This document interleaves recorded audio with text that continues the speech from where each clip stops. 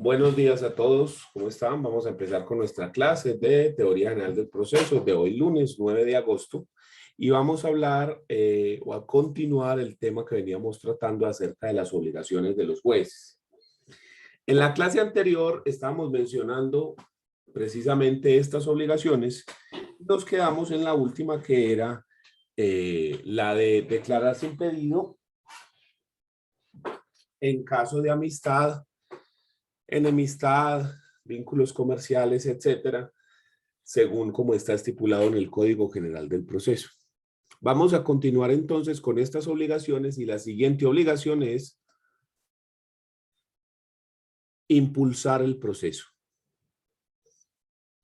Impulsar el proceso. Es decir, que el juez no debe esperar a que las partes muevan el proceso. Perdón, denme un segundo, por favor. Entonces, el juez tiene la obligación de impulsar el proceso. ¿Qué significa eso? ¿Qué significa la obligación de impulsar el proceso?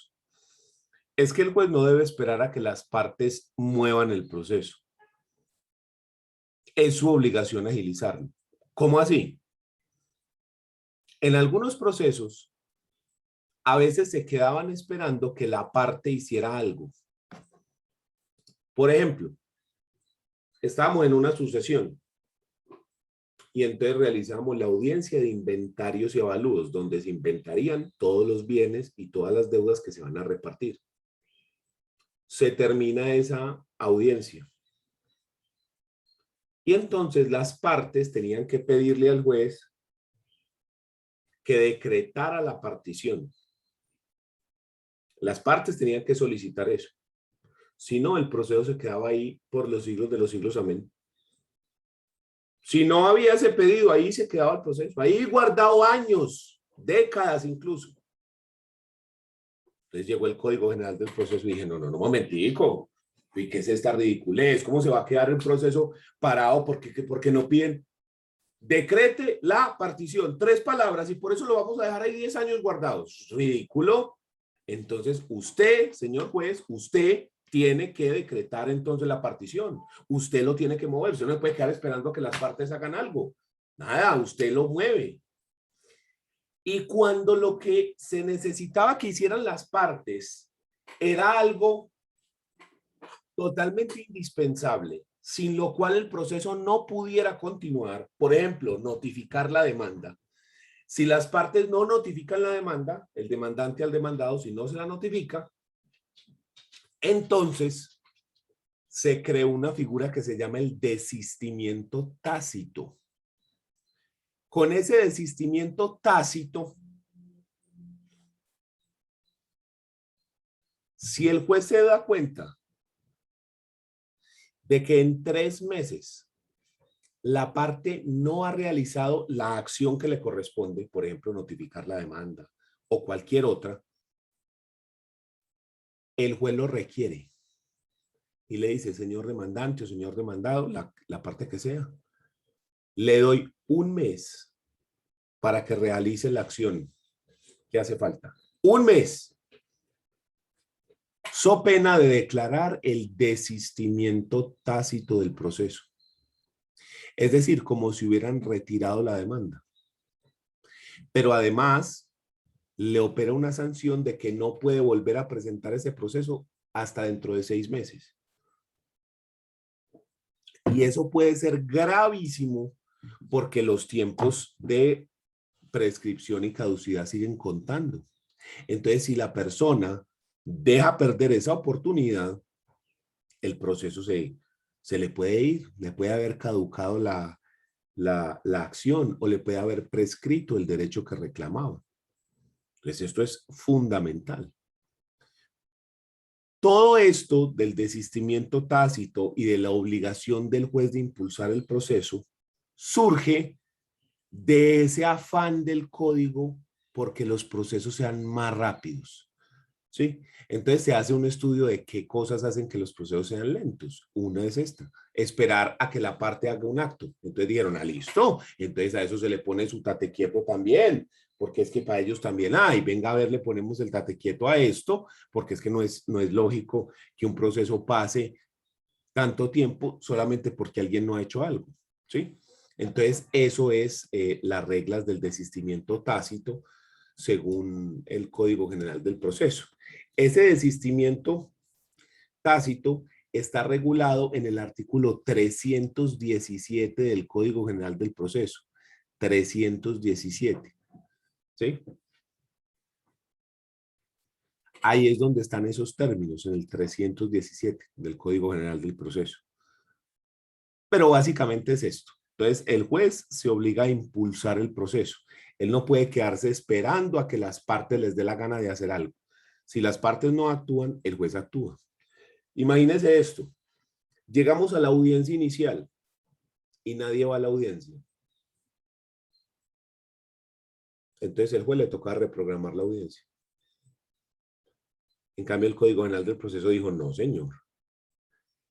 Si el demandante no va a la audiencia, se presumen ciertas las excepciones presentadas por el demandado, o sea, que perdió el proceso. Si es el demandado el que no va, entonces se presumen ciertos los hechos de la demanda, o sea, que el demandado perdió el proceso. Y si no van los dos, se presume terminado el proceso y se... ¿Sí? Ah, entonces no quiere seguir con este negocio, es un desistimiento, listo, tal. Entonces se deja como que se terminó el proceso por fuera, se retiró la demanda. Y además de eso, se le puede imponer multa a la parte y al abogado que falte, de hasta 5 salarios mínimos, si no justifica la inasistencia. A la parte 5 y al abogado 5, si no justifican. Entonces, mire que son un montón de acciones que están encaminadas a que los procesos sean más ágiles. ¿Sí? Que el juez no se quede esperando a que las partes actúen y que los procesos por esto se demoren toda la vida. No, aquí es buscando la agilidad, lo cual está perfectamente bien, eso es maravilloso. Pero ahí les dejo pues ese dato, ¿listo? Entonces, esa es la obligación de impulsar el proceso. Siguiente.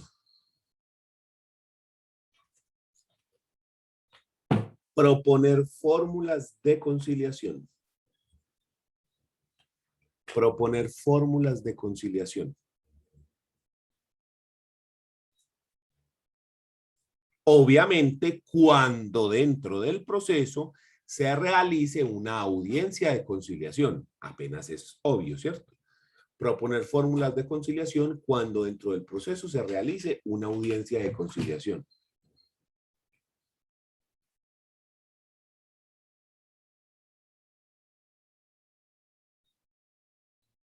Entonces, ¿cómo está el asunto? Si se realiza una audiencia de conciliación dentro del mismo, el papel del conciliador, que sería el juez, no es un papel pasivo. No es esperando a ver qué dicen las partes. No es quedándose ahí a ver, esperar qué es lo que pasa. No. El papel del conciliador es un papel activo, donde él debe proponer fórmulas de conciliación, donde él debe intentar que las partes lleguen a un acuerdo. Y entonces le propone una fórmula a uno, le propone fórmulas al otro, tratando de que las partes logren resolver el conflicto. Pero el juez no puede llegar y se abre audiencia de conciliación. ¿Hay ánimo conciliatorio? No, no, listo, seguimos. No, eso no se puede. Y los he visto hacerlo. ¿Cómo eso? ¿Cómo que si hay ánimo conciliatorio? Pues si la gente llega al proceso, están peleados, están berracos, ánimo de nada, de darse en trompadas tal vez, ¿sí? No, no hay ánimo conciliatorio. Ah, listo, entonces nos vamos. ¿Qué es eso? No, si antes el conciliador tiene que llegar, venga, pero ¿qué es lo que usted quiere? ¿Qué es lo que pasa? Cuéntenos a ver cuál es su propuesta y usted por qué no acepta eso. Mire que de pronto si lo hacen de esta manera o de esta otra, un papel activo. La cosa es que los jueces no se ponen la camiseta de la conciliación, ¿sí? El juez se siente mucho más cómodo con la sentencia, donde él dice, ah, vea, lo que yo digo es esto, y sale. La cosa es que parece que no entienden que Si se van a sentencia, es un proceso mucho más largo, donde hay que hacer más audiencias, hay que escuchar pruebas, hay que hacer una cantidad de cosas. Entonces es muchísimo más fácil resolver el proceso en la conciliación ahí de una. Pero no todos los jueces están en labor de eso. Muchos sí, pero también hay muchos que no les importa, que eso no. O sea, es que yo le digo, a mí me ha tocado procesos donde hay ánimo conciliatorio, no, listo, entonces no fuimos. ¿Qué es eso? Eso es una obligación. O sea, si uno se volviera estricto, eso es un prevaricato. ¿Por qué? Porque el prevaricato es un delito donde se dice que el juez no hace lo que le ordena la ley, sino que hace lo que le da la gana. Y la ley ordena que el conciliador proponga fórmulas de arreglo. Entonces, si el juez está actuando como conciliador, ahí está. Pero, lo que les digo, tal vez es falta de capacitación, tal vez falta de análisis o algo, pero ahí hay un problema. Los jueces, muchos no, como que no son amigos de la conciliación. Pero eso no es excusa porque es un mandato de la ley. Listo. Entonces, el juez debe de proponer fórmulas de arreglo. Debe actuar como un conciliador activo. No puede ser un conciliador simplemente esperando a que las partes sean ellos quienes autónomamente lleguen a la solución del conflicto, porque es que ese no es el papel del conciliador. Sino para eso, entonces hablaríamos de transacción, que es cuando las partes por sí solas llegan a un acuerdo. La conciliación implica ese papel activo del conciliador, no para resolver el conflicto, sino para ayudar a que las partes lleguen al acuerdo. ¿Listo? Muy bien. Y por último, la más sencilla de todas, respetar los términos legales. El juez debe respetar los términos que fije la ley. Entonces, por ejemplo, en el Código Penal del Proceso dice que cada vez que se mencione la palabra días, en 4 días, en 3 días, se le conceden 10 días, se le conceden 20 días, a los 2 días, a los 3 días, siempre que mencionemos días, estos van a ser hábiles. Días hábiles. Pero si se menciona meses, semanas o años, son calendario, corridos. ¿Listo? Teniendo en cuenta hábiles y no hábiles. Pero siempre que se mencione, se pondrá en la Secretaría del Despacho por 3 días, hábiles. Se le concede traslado por 20 días, hábiles. Si no subsana a los 5 días, hábiles. Siempre que se mencione días, son hábiles. Si se menciona meses, semanas o años, ahí sí hablamos de tiempo corrido. Y dentro de la ley existen multiplicidad de términos, que el término para contestar la demanda, el término para proponer recursos, que cuánto término tiene para decir esto, para proponer una excusa por faltar a una audiencia, en fin, hay infinidad de términos en las leyes. Entonces el juez es un garante de que esos términos se cumplan. El juez tiene que estar vigilante de que esos términos se cumplan y se den de manera correcta. Entonces el juez debe contar ese término. ¿Sí? Entonces el juez tiene que estar pendiente si, por ejemplo, la demanda sí se presentó dentro del término que se le dio. Y si no, darla por no escrita. Y explicar que se presentó de manera extemporánea. Porque si usted presenta algo por fuera de término, no se lo tiene en cuenta. Es como si no hubiera presentado nada. Por extemporaneidad. Entonces el juez tiene que estar pendiente de esos términos para ver que todo esto se cumple. ¿Listo? Entonces esa es la última obligación del juez. ¿Quién tiene alguna duda? Todo muy claro. Por mi parte, pues. ¿Listo? Entonces pasemos a otro tema, responsabilidades de los jueces. Responsabilidades.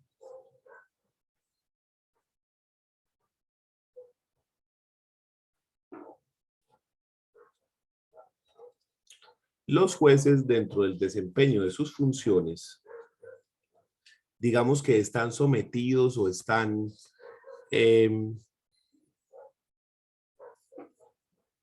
¿cómo lo decimos? O están comprometidos, mejor, con tres responsabilidades. Responsabilidad disciplinaria, responsabilidad civil y responsabilidad penal. Responsabilidad disciplinaria, que es la primera, ya que el juez responde por su actuar dentro del proceso. ¿Y responde ante quién? El juez responde ante el Consejo Superior de la Judicatura. Consejo Superior de la Judicatura.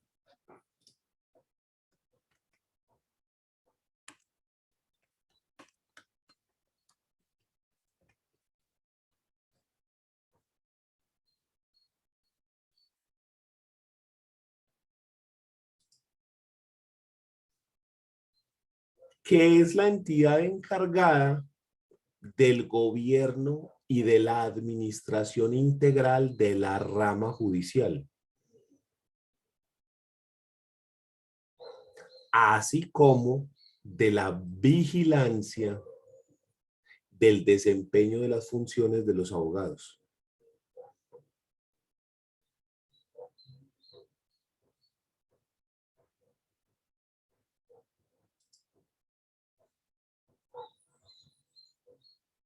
Entonces, el Consejo Superior de la Judicatura nos vigila a todos, a los abogados, incluyendo los jueces y los litigantes.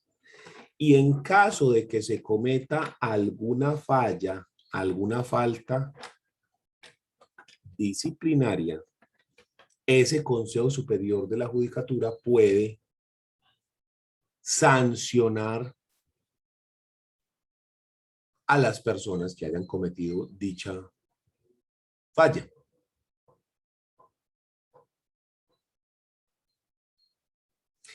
El Consejo Superior de la Judicatura también va a controlar el rendimiento de los despachos judiciales, porque hay un juez que no saca una sentencia hace 6 meses, por Dios.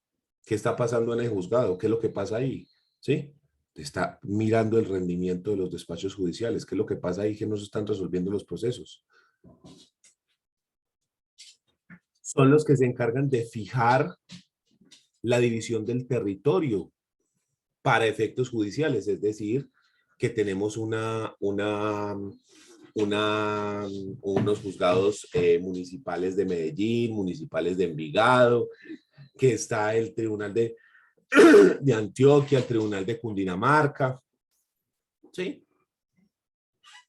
Entonces también se van a encargar, en este mismo orden de ideas, de ubicar, redistribuir y fusionar despachos judiciales, crearlos o suprimirlos también.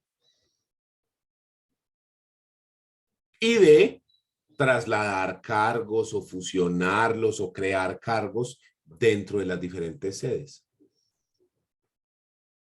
Y como decíamos ahorita, pues llevan también un control sobre el desempeño de los funcionarios y empleados para garantizar el ejercicio de la profesión de abogado.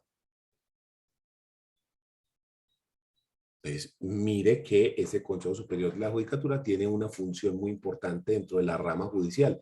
Digamos que ellos son los que mandan en cuestión de la rama judicial, de la organización de la misma. Y parte de lo que hacen es sancionar las fallas de los abogados, incluyendo los mismos jueces.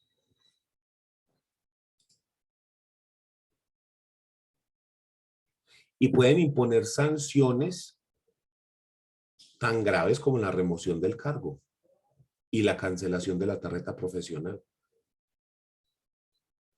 Entonces es jodido el asunto. Entonces el juez, dentro de su actuar, tiene una responsabilidad disciplinaria.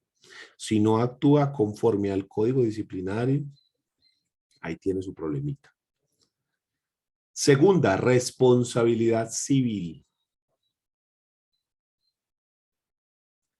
El juez es civilmente responsable por los perjuicios económicos que pueda causar por el indebido ejercicio de su cargo. El juez responde civilmente por ese ejercicio indebido del cargo. Y el Estado colombiano es solidariamente responsable. Entonces, lo que ocurre normalmente cuando un juez se equivoca flagrantemente en el ejercicio de su labor es que las personas demandan al Estado, que es solidariamente responsable por una falla en el servicio, solicitándole que el Estado cubra los perjuicios que fueron ocasionados con el actuar de ese juez. Pero el Estado posteriormente puede repetir contra el juez. El Estado paga y entonces después le dice al juez, venga a ver, que yo pagué por el error suyo, venga a ver. Entonces el Estado puede repetir contra el juez. Entonces por eso decimos que hay una responsabilidad civil. Es decir, que el juez puede llegar a tener que pagar las indemnizaciones de perjuicios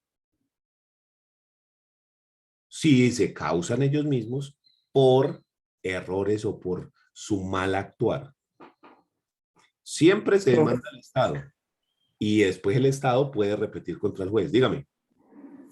Sí se ha dado que el Estado, es decir, que un juez tenga que responderle al Estado. Venga, usted cometió esto, el Estado igual está, de alguna manera es quien respalda la labor del juez. Pero se ha dado que el Estado Repite contra el juez, sí. Vaya hasta más allá. Es decir, el Estado puede despedir y listo, hasta aquí llegamos. Hasta aquí le quitó su tarjeta profesional y ya. Pero se ha visto de que le exija, venga, el Estado le tocó indemnizar, ahora usted indemnice al Estado mismo por su falta. ¿Sí se ha dado? Sí, porque es que son dos responsabilidades diferentes. Yo no puedo decir que porque lo sacaron del cargo entonces no le toca pagar, no. Es que son dos responsabilidades distintas, ¿sí? Entonces, si el Estado le tocó cubrir eso, ese detrimento patrimonial que ocurrió por su error, usted lo paga, ¿sí? A partir de qué monto o cuándo el Estado sí le interesa o no le interesa demandar, ya eso es otra cuestión, pero sí ha habido casos, claro que sí, que el Estado repite contra el funcionario y dice, venga a ver, que es que a nosotros nos toca pagar tanto esto, venga a ver usted aquí con cuánto es que va a aportar. Sí, señor, claro. Entonces, sí se da. Pero lo que te digo, son responsabilidades diferentes. Y si a eso usted le suma la que viene, que es la responsabilidad penal, no solo lo despiden, lo ponen a pagar, sino que lo meten a la cárcel. O sea, es que es jodido. O sea, no es una cuestión así, venga pues papita para el loro, no. Porque la tercera responsabilidad es la penal. Y esto se refiere a que si el juez ejerciendo sus funciones comete un delito, pues es responsable penalmente y puede ser condenado a una pena privativa de la libertad. ¿Sí? Entonces, mire, le pueden caer las tres encima. Cometió un delito, tan penalmente, pero ese delito también es una falta disciplinaria, tan disciplinariamente. Y además de eso, se conjuró un perjuicio que el Estado le tocó pagar, tan también. O sea, quedó, mejor dicho, jodido por punta y punta. ¿Sí? Que es como debe ser, que es como debe ser. Es que aquí hay una sinvergüenzada con todas estas veces que así es que debe ser, pienso yo, claro. Claro, porque es decir, si usted está ejerciendo su cargo y a usted le están pagando por ello, y usted se supone que es una persona idónea porque usted se presentó a un concurso y lo ganó, o sea, que usted sabe del tema, usted no tiene por qué hacer errores que generen perjuicios y que menos sean delitos. Eso no tiene sentido. Pero que cuando lo haga, le caigan es con toda, hermano, con papa y yuca. Eso ya es otra cosa, porque es que la responsabilidad que usted está asumiendo es muy grande, son tres responsabilidades. Es que usted tiene en sus manos, por ejemplo, la libertad de una persona, la dignidad, el patrimonio, incluso en algunos casos hasta la vida, porque por ejemplo usted falla una tutela mal, no le hacen un procedimiento a alguien y se muere. ¿Sí? Entonces, usted como juez tiene en sus manos unos bienes muy importantes de la gente y uno no puede jugar con eso. Entonces, sí, estamos de acuerdo. Así como tiene un poder muy grande, como decía Ben Parker, un gran poder conlleva una gran responsabilidad. Ahí está. Entonces ahí está. Pero bueno, sigamos. Esas son entonces las responsabilidades. Tiene 3 responsabilidades, ya sabemos, disciplinaria, civil y penal. Se pueden presentar todas a la misma vez o se pueden presentar de manera independiente, que el juez, por ejemplo, tenga una investigación disciplinaria, pero que eso no implique ningún delito ni tampoco una demanda pues por los perjuicios ocasionados, sino que se está investigando por un mal actuar, un mal procedimiento que se hizo, pero que no va tan allá y que puede tener unas sanciones desde el punto de vista disciplinario, sí, también. O penalmente por otra cosa, también, sí, entonces ya eso depende del actuar de los jueces. Lo que uno quisiera es que un juez nunca tuviera que responder porque su actuar sea impecable. Listo. Hablemos de otro punto para ir terminando con los jueces, que es la terminación del cargo. La terminación del cargo, que en Colombia se puede dar por renuncia, jubilación, edad de retiro forzoso, supresión, abandono o destitución por falta grave. Un montón de cosas. Entonces vamos a empezar por el primero. Terminación del cargo. ¿Cuándo se termina el cargo de juez? ¿Hasta dónde llega? La primera forma de terminación del cargo es por renuncia. Esa es la primera de las 6 que dijimos, por renuncia. Cuando el juez presenta su renuncia irrevocable al cargo, lo cual depende enteramente de su voluntad, ¿cierto? El juez dice, ya no más, me voy a dedicar a otra cosa, hasta aquí llegué. Entonces el juez puede presentar la renuncia ante el Consejo Superior de la Judicatura y dice, hombre, ya, no más, se acabó esta guachafita. Y se termina entonces el cargo. Obviamente, pues ahí le dicen, listo, entonces usted entregará tal día y se hace el empalme con la otra persona que viene a llegar, a quedarse como juez, o se nombra un juez provisional mientras llega otra persona. En fin, ya se mira bien cómo se hace eso. Pero entonces el juez le dice, listo, entonces usted entrega tal día y se acabó la labor. Ese es el primero, renuncia. Muy simple. Se presenta muy poco porque los cargos de juez son muy apetecidos. No es que ganen tanto dinero, porque no es que sea tanto, no digo que es poquito tampoco, pero no es tanto. Por ejemplo, los jueces municipales ganan, creo que es como 6,5.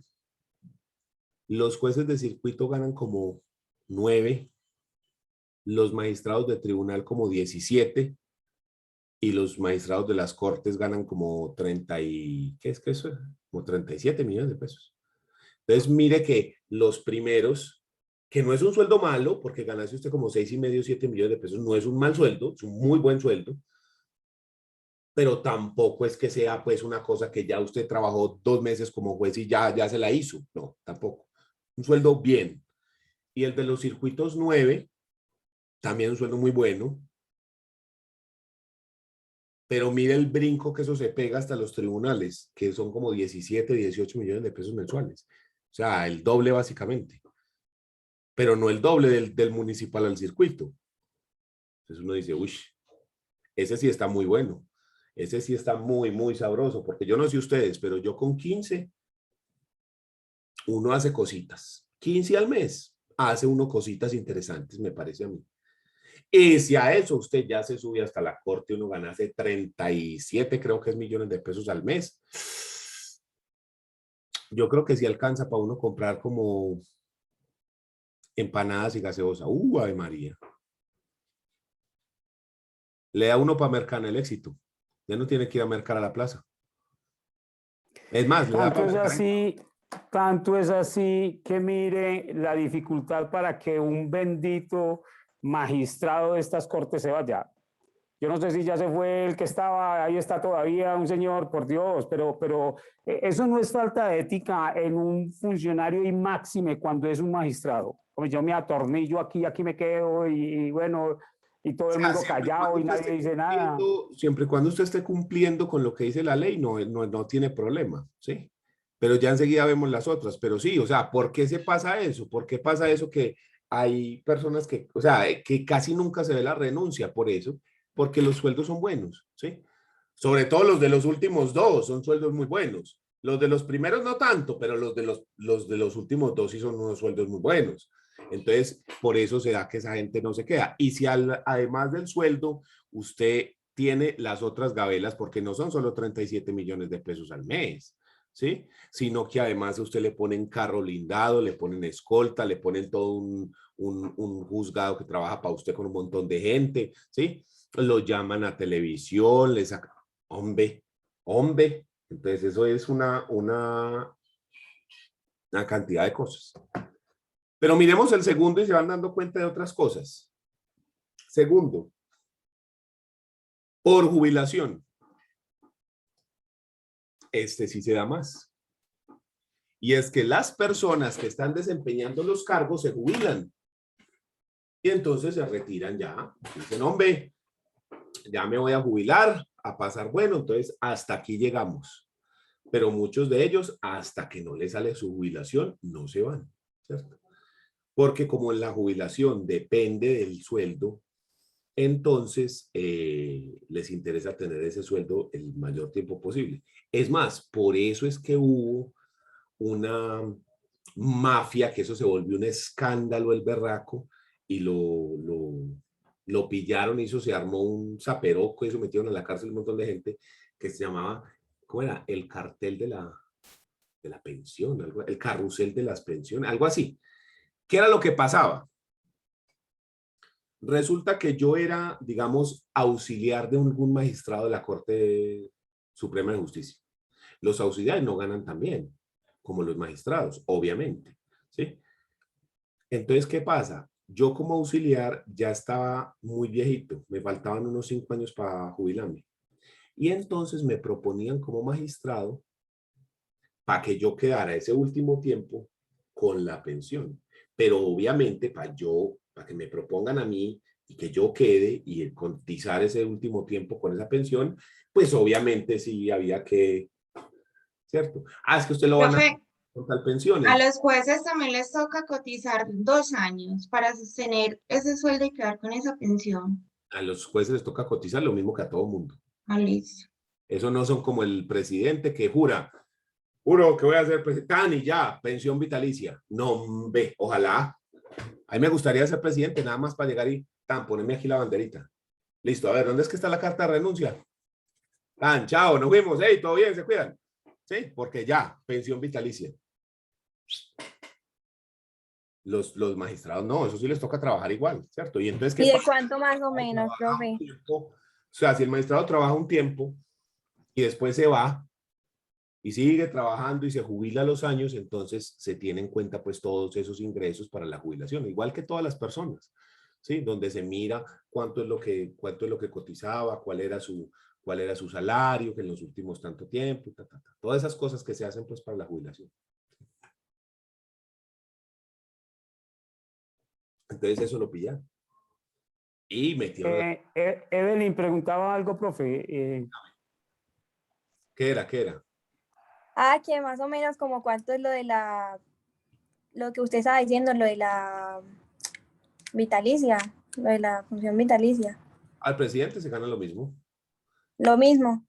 Todos los altos cargos en Colombia se ganan lo mismo. Es decir, los magistrados de las Cortes, el Senado, el Procurador General de la Nación, el Contralor General de la Nación, el Contador General de la Nación, el Fiscal General de la Nación, el Presidente, todos los pináculos del Estado se ganan lo mismo, que son como 37 millones de pesos, sin contar las otras cosas, ¿sí? Que les ponen el carro, ¿cierto? La gasolina, los viáticos para que viajen, los escoltas y todo eso, hasta la casa en algunos casos, como el presidente, obviamente, ¿sí? Entonces, ¿sí? Y la comida, ¿usted cree que el presidente merca? ¿Usted cree que Duque vaya a Carulla? Ay, necesitamos leche. Uf, ya mismo. Entonces, sí. Entonces, todos esos cargos ganan 30 y pico millones de pesos al mes, el básico, sin contar las otras arandelas. No es el sueldo, o sea, no es un gran sueldo tampoco, porque uno dice 37 millones, uy, pero eso es un platal. Sí, pues usted lo compara con la industria privada, con la empresa privada, pues eso es nada. Pregunte cuánto gana un futbolista de Nacional o de Junior, que uno se queda como, ¿qué es esa ridiculez? ¿Sí? O sea, ganan unas cifras estúpidas. Y usted pregunte cuánto gana el presidente de Bancolombia. Pues hay 100, ¿sí? Póngale pues 60 al mes. El doble que el otro, ¿sí? Y uno el presidente de un país y el otro el presidente de un banco. Lo que pasa es que ahí también hay unas cosas que la empresa privada pues no va, no podemos comparar a la empresa privada con el Estado, ¿sí? Ahí sí tiene las de perder, pero es un salario que es alto, pero tampoco es lo que les digo que sea lo último pues en guarachas, no. Hay sueldos más altos. Si usted quiere más plata, mejor trabaja en la industria privada. Yo me acuerdo que hace unos años, cuando, no sé si ustedes se acordarán, que hubo una pelotera en la FIFA, que estaba el presidente ese que duró como 1000 años allá, Joseph Blatter, y que lo metieron preso, que porque había unos amaños y una cantidad de corrupción. Entonces, listo, al tipo lo sacan y tal, y entonces hay que escoger nuevo presidente de la FIFA. Y eso se arma el alboroto y que se proponía y este se juntaba con y este pedía el apoyo de no sé qué, y entonces venían aquí, prometían lo que sea, y se iban para el África y prometían por allá, y luego en Oceanía y no sé qué, y una pelea, y eso estuvieron como un año o año y medio, no, que va a quedar no, que va a quedar el otro, no, que no, hasta que al final quedó este man Gianni Infantino, ¿sí? Yo decía, hombre, ¿y qué es la pelotera con eso? Pues eso ¿qué es lo que tiene tan bueno? $2 millones mensuales. Sin contar todas las otras arandelas. Ese es el básico. Y yo decía, ay, pero ¿y es que dónde está el formulario para proponerme pues a mí también como presidente? Pero a ver, pues, ¿sí? Ah, es que eso sí está muy sabroso, ¿sí? Entonces uno dice, imagínate, ¿sí? Y usted dice, ah, no, pero es que estamos en un país del tercer mundo. Es que eso es porque es la FIFA y tal cosa. No, no creas, los presidentes en ninguna parte ganan tanta plata. Sí, en Estados Unidos un presidente se ganará, ¿qué? Hay $300,000 al año. Acoa 300,000 lo divide por el número de meses. Lo cual es mucha plata, pero comparado con las empresas privadas nunca es tantísimo dinero. Es más, yo sostengo que, sobre todo los magistrados, me parece que ganan poquito para la responsabilidad que tienen. Porque si un magistrado se gana 37 millones de pesos, de los de la corte, pues, pero a esa gente le toca resolver casos en los que está involucrada la nación, de empresas multimillonarias que tienen millones de dólares, ¿sí? ¿Cuántos son 37 millones de pesos para Coca-Cola? A una de esas petroleras. Profe, pero yo difiero ahí un poquitico con usted. ¿En qué sentido? Es que aparte de ese montón de plata, las arandelas, como dice usted, son las que en realidad hacen Sí, sí, sí. apetecido el puesto. Se lo digo por qué. Cartel de la toga, presidente de la Corte Suprema de Justicia, sinvergüenza, HP, desgraciado, todo un magistrado de esos y salir con esa. Entonces, ¿cuál es? Por Dios, a eso me refiero yo, independientemente del Por eso, ¿sabe pero qué es yo lo que digo, duele? ¿no será que es menos factible de que eso pasen con un sueldo más alto? ¿Sabe qué A es lo ver, que duele? Que es que ese sueldo lo pagamos los pendejos que pagamos impuestos. Es que eso es lo que duele. Mire, este no, país sí, es tan sí, sí, rico que no lo han sí, podido. sí. Ahí es donde duele. Ahí es donde No, en duele. eso estamos de acuerdo, pero yo digo, si vos sos juez y te toca fallar algo como esos de Odebrecht o de esas empresas petroleras gigantescas, o sí, todas esas que ya conocemos, de eso de la Frontino Goldmine o todas esas superempresas que hay acá, ¿será que para una empresa de esas es mucho $1.000.000 ahí como para decirle, vea, negro, $1.000.000, vea? Y usted ganando de 37 millones de pesos, le ofrecen 100 y usted dice, es que es bobo, voy a arriesgar esto por 3 meses de eso, ¿está embobando qué? Pero $1.000.000 son 4.000 millones de pesos, men. Y entonces uno ahí sí dice, venga, y eso es 1 millón, ¿sí? Y entonces, ¿qué pasa si son 10? Entonces dicen, no, ¿y qué empresa va a pagar 10 millones de pesos en un soborno? Y si el negocio vale 5.000 millones de pesos.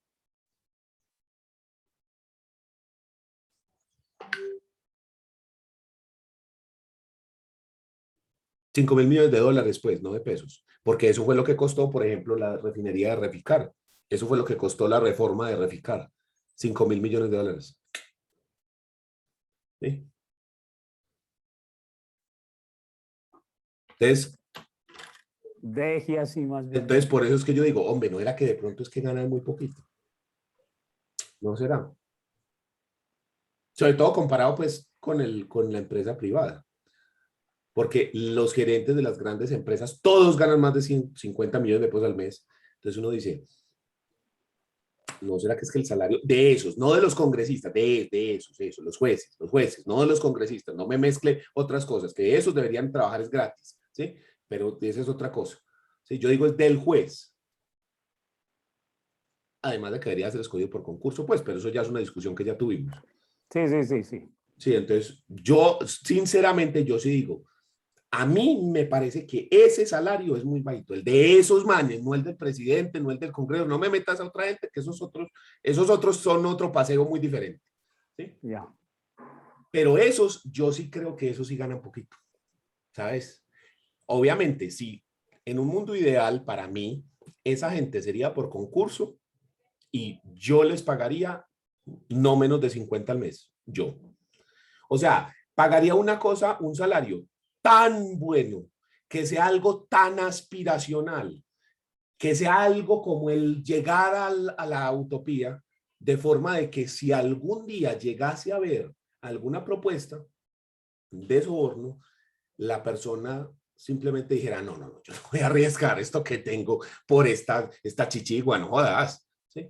Entonces, me parece, pero no sé, o sea, eso ya es algo para discutir, porque eso ya habría que mirar ahí otra cantidad de cosas, la verdadera influencia de los salarios y las prestaciones en la corrupción, o si de eso tiene que ver otra cosa, de dónde se saca la plata, porque uno no puede poner tampoco cosas así estrafalarias si no hay de dónde pagar, o sea, habría que mirar muchas cosas. Entonces, digamos que es una opinión desde la ignorancia al respecto de cómo se maneja ese tipo de cosas. Es decir, lo que le digo, la influencia de los sueldos y las prestaciones versus el índice de corrupción, o si eso nada tiene que ver, habría que mirar todo eso. Pero sería interesante analizarlo, porque usted se imagina que diga, no, importa 3 pepinos cuánto se gane para la corrupción. Eso no tiene nada que ver. Entonces ahí es cuando uno dice, oh, ¿y por qué le estamos pagando 37 y no 2 millones? ¿Sí? Pero bueno. Ahí está. Entonces, por jubilación. Y sigue el tercero, que es básicamente el mismo, que es la edad de retiro forzoso. Que la persona llegue a la edad de retiro forzoso. La edad de retiro forzoso en Colombia está para 70 años.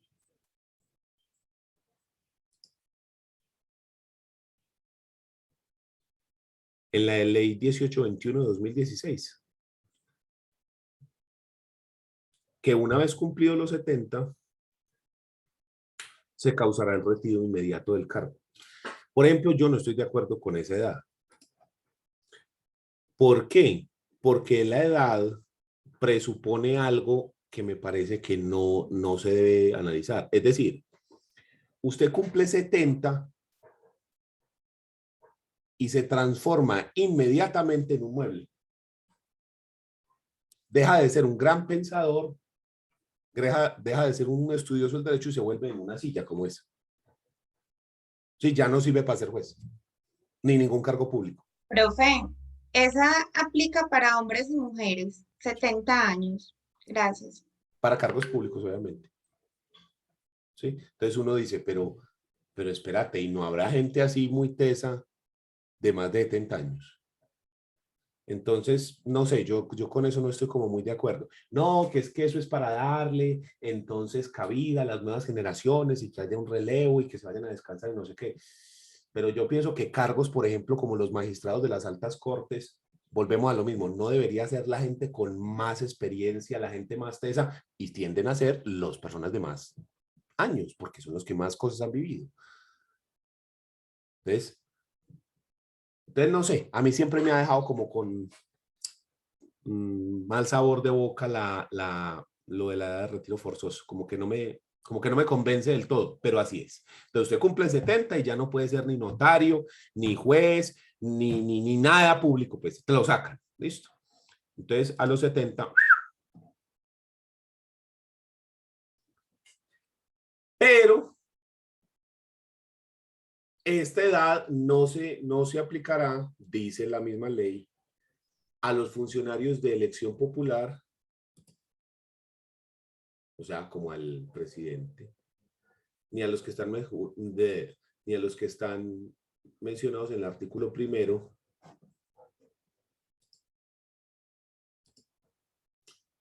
de la ley 1821. No, espéreme, de la ley, espéreme que se me fue aquí, que tengo las notas, de la ley, del decreto ley 3074 del 68. Decreto ley 3074 del 68. Pues, por ejemplo, el presidente sí puede ser mayor de esa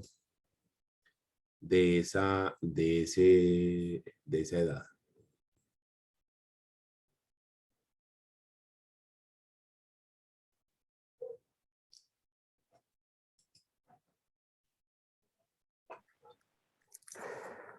Yo pienso igual que es una edad que de alguna manera por el cargo, mire por ejemplo comparando la Corte Suprema de los Estados Unidos, Sí, son puestos, exacto, pero hay que ver la calidad de una respuesta de un juez de la Corte Suprema de Justicia de los Estados Unidos, es decir, y son personas a unas edades que uno se queda, sí, pero vuelvo 80 y le y digo, tantos, exactamente, 90, y uno dice, mire, hombre, pero si pero es en mire, pleno uso de sus facultades mentales, ¿cuál es el problema?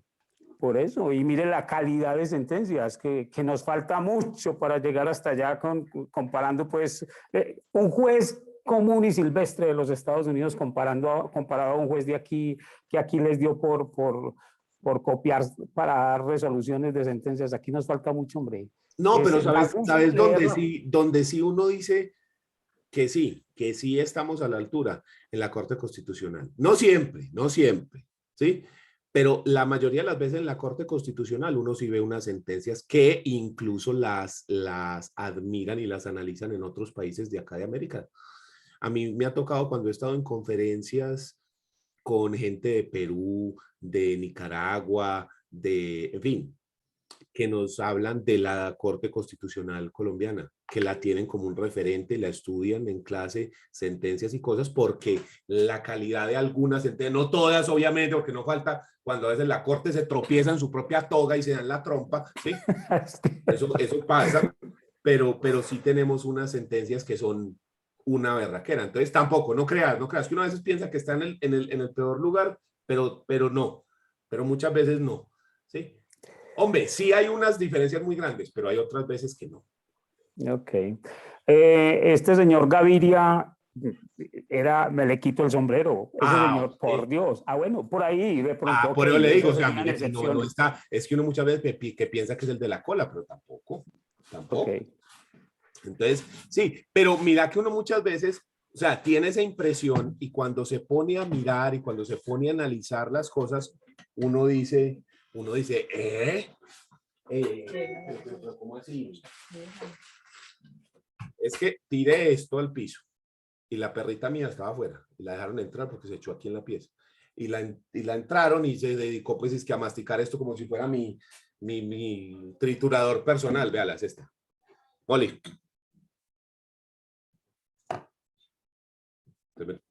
Pedazo.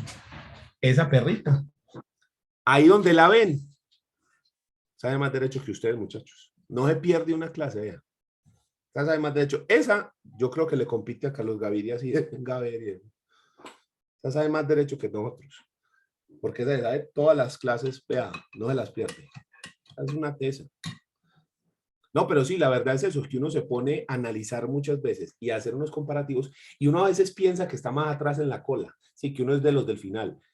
Y mira y uno dice, hombre, no, ¿sabes qué? No. Por ejemplo, alguna vez miraba yo lo de la licencia de maternidad y paternidad. Aquí este país es súper adelantado en eso de licencia. Hay países donde no hay licencia. Y no países chimbos, pues, como decir Ruanda o Haití o Ghana, pues, que son países llevados del berraco. No, no, no. No estamos hablando de países del primer mundo. ¿Sí? Donde usted no tiene. Hombre, que hay unos países donde usted la licencia de maternidad son como 2 años. Sí, también. En Canadá, por ejemplo, como 18 meses. Pero aquí estamos muy bien. ¿Sí? No somos de allá, pero digamos que también. Entonces, no creas, no creas, no creas. Uno es muy crítico con el país muchas veces, pero algunas veces se lleva unas sorpresitas y uno dice, ve, qué bien, eso está bien. Otras veces si uno se lleva la mano a la cara y dice, por Dios, ¿qué estamos haciendo? Generalmente más veces, pero bueno, ahí vamos mejorando de a poquitos. Listo. Entonces, edad de retiro forzoso. A los 70, usted es juez municipal y vea, chao papá, ¿sí? A la calle, ¿sí? ¿A qué? Usted verá, ponga un puesto de empanadas o algo, venda panzerotis. O buñuelos que se voltean solos, esos son mejores, ¿sí? Siguiente, supresión del cargo. Supresión del cargo. ¿Cómo así? Profe, qué pena. El decreto ley que usted nos mencionó ahorita es el 3074 del 68. Sí, 3074 del 68. Ah, listo, muchas gracias. Listo.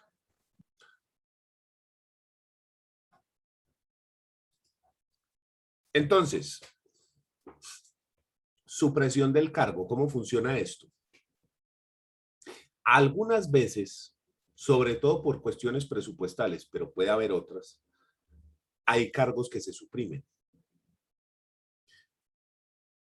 Y también hay veces que hay cargos que se crean. Entonces usted puede que lo nombren para un cargo en específico y si ese cargo lo suprimen, pues hasta ahí llegaste. La última vez que yo recuerdo que pasó es que acá en Envigado, junto con otras partes, habían unos jueces de descongestión. Eso fue hace como unos 5 años más o menos. Fueron creados unos jueces de descongestión para ayudar a los jueces que ya estaban actuales. Entonces, ¿cuál era la idea? Coger, mejor dicho, la mitad de los procesos que tenía este juzgado y pasárselos a ese juez de descongestión para que ayudara a resolver y que fueran resolviendo los dos y se fueran poniendo al día. Pero eso se hizo por un tiempo, no me acuerdo cuánto tiempo fue, 2 años, 1 año, 3 años, no recuerdo exacto el término, cuánto fue. Y llegado el final de ese término, se suprimió el cargo y se dijo, hombre, todos pensamos que los iban a dejar en propiedad. O sea, que en vez de ser jueces de descongestión, ya iban a quedar como jueces de Envigado, por ejemplo. En vez de ser solamente 2 jueces de circuito, que iban a quedar 5 o 6 o los que fuesen. Pero no, se dijo, hombre, muchachos, ustedes son los mejores. O no hay plata con qué pagar, así que empaquen. Y se acabaron los juzgados de descongestión. Y ahí había jueces nombrados para eso. Entonces, lo mismo ocurre con cualquier juzgado. Generalmente, que sea un juez, un juzgado ya constituido, como decir el juzgado primero de civil del circuito de Envigado, y que lo cierren, es difícil que eso ocurra. Eso no es muy común, pero ha pasado. ¿Sí? Entonces, todo depende. Generalmente son razones presupuestales, que no hay plata para pagarlos. Pero los que están constituidos generalmente no los tocan. Los que más sufren de eso son esos juzgados temporales. Entonces abren un juzgado de pequeñas causas o abren un juzgado de descongestión o algo así que tenga como un carácter más temporal, más como para resolver una contingencia en específico y se acaba. ¿Sabe con quién podría llegar a pasar eso en algún momento? Con esta gente de Justicia y Paz. Porque la idea de ese tribunal fue creado pensando en resolver los conflictos con la guerrilla de las FARC, ¿cierto?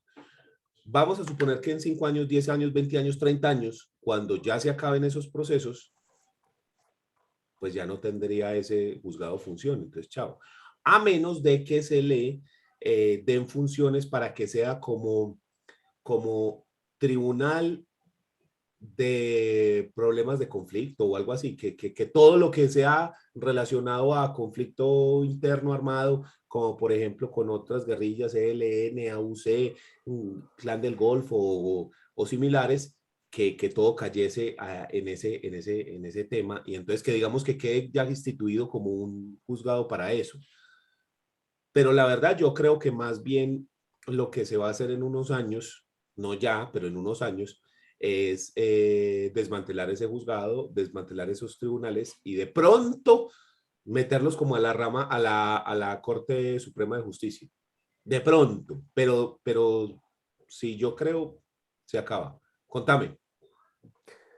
Profe, tengo entendido inclusive que tienen caducidad, es decir, fueron nombrados y van hasta el 2030, al parecer. Ah, vio. Yo Tienen, la tienen verdad nunca me caducidad. había fijado en eso porque no es un tema que a mí me llame mucho la atención, pero si me lo decís que llegaron Sí, con la fecha de caducidad, perfecto. sí, 2030. Ahora, lo a considerar es lo que usted dice de que de pronto los puedan acomodar, pero es que es gente de alguna manera civil, es gente que no ha ejercido, nada contra las personas que vayan a elegir allí, no, vaya y venga. Pero es gente que no ha pasado por la docencia, por la universidad, por decir algo. Entonces, como para ejercer un cargo de juez, porque es que mire que van, ahora, están involucrados en el cargo como tal porque son personas afectadas directamente por lo que Y ha pasado. conocedores de una u otra manera por diferentes cosas del conflicto y de la circunstancia. Entonces uno dice, ah, bueno, ok. Sí, pero Sí, pero entonces sí hay mira, una caducidad, sí hay una caducidad, sí la hay. entonces, mira, ahí está. Muchas gracias por el aporte. Eso es excelente porque uno no es el dueño de la verdad. Yo, por ejemplo, la verdad, no me había dado cuenta de eso, pero si ya me decís que lo tiene, perfecto.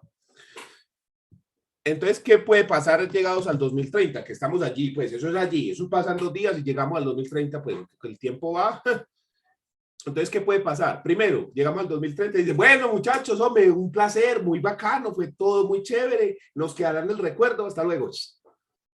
O que se le dé una nueva función y se diga, bueno, ya que está este tribunal instituido, configurado, que ya tiene tantos años de experiencia, pues venga, pongámosle a esto como más función y venga, cambiémosle, que sea para esto, para aquello, y se reforme. Yo soy más partidario, o sea, pienso más que es por el otro lado, que llega el tiempo y bueno, hombre, qué bueno que fue, pero lo bueno no dura, chao, ¿sí? Yo sinceramente creo que eso es lo que más fácil ocurre, pero amanecerá y veremos. Pero eso es la supresión del cargo. Cuando se dice, bueno, esto ya no va más, hasta aquí llegamos muchachos, y se acaba. Y entonces ahí dejó usted de ser juez. Esa sería la supresión del cargo. Nos queda abandono del cargo. El abandono del cargo es una conducta que tiene por sanción el despido. ¿Sí? O sea, el abandono per se no es el fin del cargo, sino la sanción que trae abandonarlo.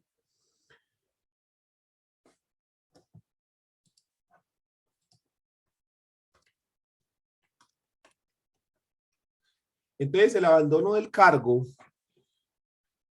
se produce cuando un empleado sin justa causa no asume sus funciones al vencimiento de una licencia o de un permiso o de unas vacaciones.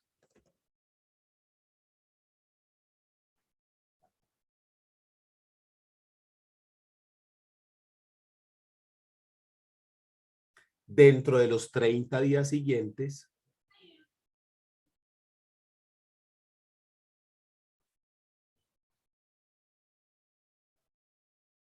al vencimiento de esa licencia. O cuando deja de concurrir por 3 días consecutivos.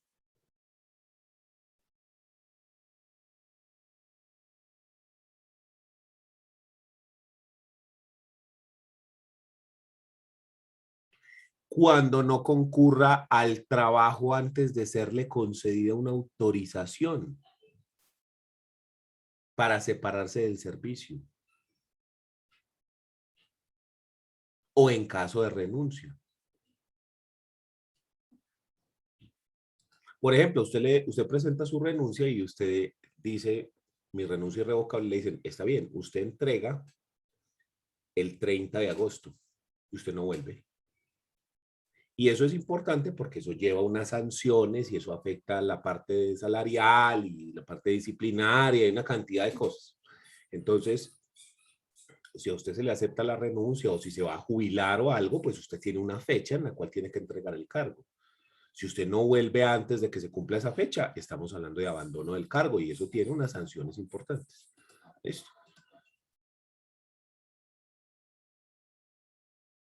Cuando se abstiene de prestar el servicio antes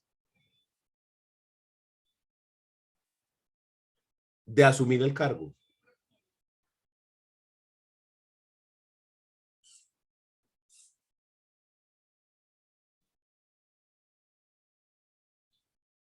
Usted no va, lo nombraron y no apareció. Ese abandono del cargo, por ejemplo, está tratado por la Corte Constitucional mediante la sentencia C-1189 de 2005. Sentencia C-1189 de 2005. Donde dice, magistrado ponente Humberto Antonio Sierra Porto, donde dice, entre otras cosas, me permito leerles. El abandono debe ser injustificado, es decir, que sin que exista una razón o motivo suficiente para que el servidor se exima de la responsabilidad de cumplir con las funciones propias del cargo o del servicio. Ello es así porque de ser justificado el abandono del cargo o del servicio, desaparece la antijuridicidad del hecho y por contingente la falta disciplinaria. La Corte Constitucional ha establecido que la coexistencia del abandono del cargo como causal de retiro del servicio en el régimen de la administración pública y como falta gravísima en el derecho disciplinario no implica la vulneración de la prohibición del doble enjuiciamiento o principio constitucional del non bis in idem, sino que los dos regímenes están regidos por principios, funciones y finalidades diversos, y que si bien la posibilidad para la autoridad administrativa de declarar la vacancia del empleo ante la configuración de la causal del abandono del mismo conlleva una consecuencia negativa para el servidor o el funcionario, esta no constituye una medida sancionatoria. Es decir, que además de que lo echan, lo pueden sancionar disciplinariamente. De esta manera, al igual que en aquella oportunidad, estima esta corporación que la norma no tiene una proyección disciplinaria ni constituye una sanción que se enmarque en dicho ámbito, como se planteó en líneas precedentes del presente fallo. Este Tribunal Constitucional encuentra que el retiro del servicio del empleado que incurre en abandono del cargo es una medida administrativa consecuente con los principios de igualdad, moralidad, eficacia, economía, celeridad, imparcialidad y publicidad que rigen la administración pública, en tanto la misma debe contar con la posibilidad de proveer rápidamente un cargo que ha sido abandonado para que un funcionario entre a cumplir las labores idóneamente, a fin de evitar traumatismos en la marcha de la administración. El proceso disciplinario, por el contrario, está dirigido principalmente a establecer la responsabilidad individual del funcionario, a fin de imponerle la sanción respectiva. No cabe duda que el ordenamiento jurídico colombiano ha sido constante y reiterada la consagración del abandono del cargo como causal autónoma de retiro del servicio para los empleados de la administración pública. Lo anterior en atención a la necesidad de hacer más flexible y expedita la separación del cargo de aquellos empleados cuya conducta configure abandono del mismo, en detrimento del normal desempeño de las actividades que debe desarrollar la entidad. Allí, precisamente, encuentra justificación esta medida, pues no se puede perder de vista que la función administrativa debe tener al logro de los fines esenciales del Estado, regidos, entre otros, por los principios de eficacia, eficiencia y celeridad. No obstante, es de vital importancia recordar que la decisión de retiro del servicio de un empleado público tiene un lugar mediante un acto administrativo de carácter particular y concreto para cuya expedición debe cumplirse el procedimiento establecido en el Código Contencioso Administrativo. Esto es, que la actuación que de oficio inicie la administración con el fin de retirar del servicio a un empleado, sea este de carrera o de libre nombramiento y remoción, le debe ser comunicada para efectos de que éste pueda ejercer su derecho de defensa, al ser oído por la autoridad administrativa competente, así como para contar con la oportunidad de aportar y controvertir las pruebas que le sean diversas. ¿Sí? Entonces, mire cómo la Corte llega y nos dice que el abandono del cargo genera una sanción, y es que usted lo sacan. ¿Sí? Lo sacan del servicio. Pero además de eso, le pueden imponer unas sanciones disciplinarias por no haber ido. Porque usted está, básicamente, en palabras llanas, jodiendo a todo mundo. ¿Sí?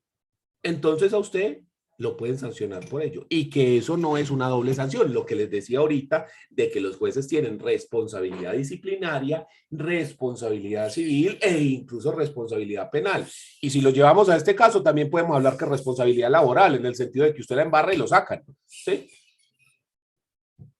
Entonces, eso es el abandono del cargo. La persona no se presenta al cargo de manera injustificada, obviamente, y hay varias causales por las cuales se puede constituir ese abandono del cargo. Eso usted lo va a encontrar en el artículo 2.2.11.1.9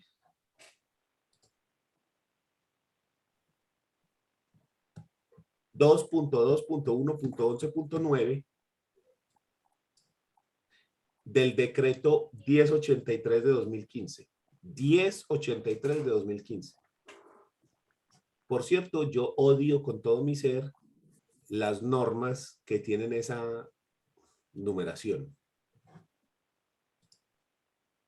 2.2.11.1.9. Abandono del cargo. ¿Sí? Vale, acá lo muestro. 2.2.11.1.9. ¿A qué se debe? Se debe a que alguien dijo que, hombre, decirle artículo 1, 2, 3, 520, 2304 está muy pelle. Más bien pongámoslo así. Ok, profe, antes de que sigamos, sentencia 1189 de 2005 para... Sí, véala acá abajo. Ok, listo. No, era para confirmarle aquí a... 1189 de 2005, magistrado ponente Humberto Antonio Sierra Porto. ¿Sí? Sierra Porto. Entonces, ahí es donde está, mire, esta es la cita que yo estaba leyendo, esto que está acá. ¿Sí? Esta es la cita que estaba leyendo. ¿Sí? Y estas son las causales, vean, ¿sí? Que era lo que les dije, pues. Entonces, eso es el abandono del cargo. Cuando la persona, no más. Y la última terminación del cargo, y para terminar por hoy, es la destitución por falta grave, falta disciplinaria grave. Destitución por falta disciplinaria grave. Usted me puede decir, pero es que a usted lo destituyen si abandona el cargo. Sí, pero no solo eso. Si se constituye cualquier otra falta grave disciplinaria, lo pueden destituir. Y entonces ya sabemos que los jueces tienen unas obligaciones. Y si no cumplen con esas obligaciones, eso puede constituir una falta, ¿cierto? Entonces, si hay una falta disciplinaria grave, obviamente eso lleva un procedimiento. Eso no es así tan fácil. La falta, ¡tim! Para la calle. No, eso no es así. ¿Sí? Eso lleva un procedimiento y una cosa. Eso puede demorar un rato. Póngale un año, pero lo sacan. ¿Sí? Entonces ahí está. Entonces es el último. Por falta disciplinaria grave lo destituyen del cargo. Obviamente hay que respetarle a la persona su debido proceso, entonces eso no es tan fácil. Pero pasa. ¿Listo? Por ejemplo, los magistrados de los que estábamos hablando ahorita, esos que estaban con el cartel de la toga, y todo, esa gente, además de todas las otras sanciones, también los destituyeron del cargo por esa falta disciplinaria grave. ¿Listo? Profe, Dígame. el examen mañana por interactiva. Espéreme. ¿Quién tiene alguna duda acerca de lo que acabamos de ver?